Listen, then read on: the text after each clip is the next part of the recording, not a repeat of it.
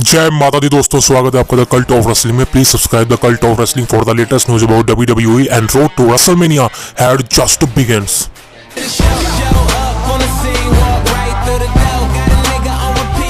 सो दोस्तों, finally the beast incarnate Brock Lesnar return.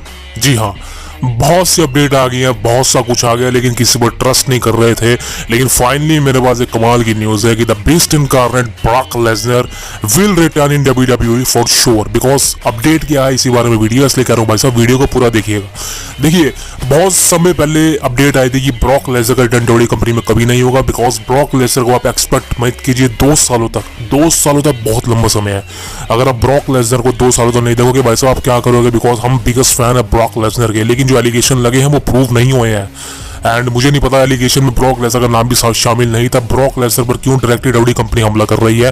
Triple H हर जगह से ब्रॉक लेसनर को रिमूव कर रहा है, लेकिन indirectly last week Brock Lesnar को रोस्टर में दोबारा देखा गया था। इससे कहीं लोगों का ये मानना था कि ब्रॉक लेसनर को WWE कंपनी ने वापस बुला लिया है, रोस्टर में दोबारा से ऐड कर दिया, लेकिन ऐसा नहीं था। रोस्टर में ब्रॉक लेसनर ऑलरेडी था, वहां पर उसको रिमूव करा ही नहीं किया गया था। बिकॉज मैंने आपको ऑलरेडी बता चुका हूं, the beast incarnate Brock Lesnar is the biggest name for WWE।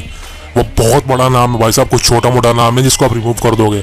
और ये एलिगेशन एक जस्ट स्मॉल टाइम के लिए है, ऐसा नहीं कि ब्रॉक लेसनर कभी नहीं आएंगे, बिल्कुल आएंगे। और उसी के रिगार्डिंग भाई साहब ये अच्छी न्यूज़ सामने निकल कर आ रही है।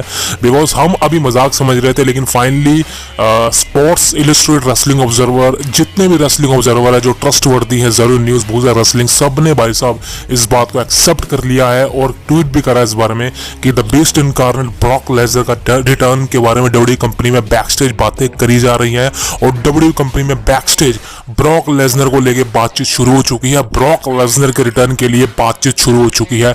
और आपको पता है, जब ये बातचीत शुरू हो चुकी है, यानी कि आप मान लीजिए कि ब्रॉक लेसनर का रिटर्न बहुत नजदीक है, बहुत नजदीक है। हाँ, एक चीज मैं आपको क्लियर कर दूं कि ब्रॉक लेसनर रेसलमेनिया 40 में नहीं आ सकते, ये बात कंफर्म मान लीजिए। बिकॉज अभी कोई अपोनेंट नहीं है जो ब्रॉक लेसनर के लिए बुक हो सके। हाँ, ऐसा हो सकता है कि रेसलमेनिया की एंडिंग जब होगी, मतलब कोई मैच की एंडिंग होती है, वहां पर ब्रॉक लेसनर शॉकिंग अपीयरेंस कर ले, रिटर्न कर ले, ऐसा हो सकता है। लेकिन भाई साहब, अनफॉर्चुनेटली ब्रॉक लेसनर का रिटर्न रेसलमेनिया में भूल जाएगी। लेकिन एक बात कंफर्म है भाई साहब, इस साल समर स्लैम, जी हाँ, the biggest event of the summer, इस साल फाइनली समर स्लैम में आपको the beast incarnate Brock Lesnar का टर्न देखने को मिलने वाला है।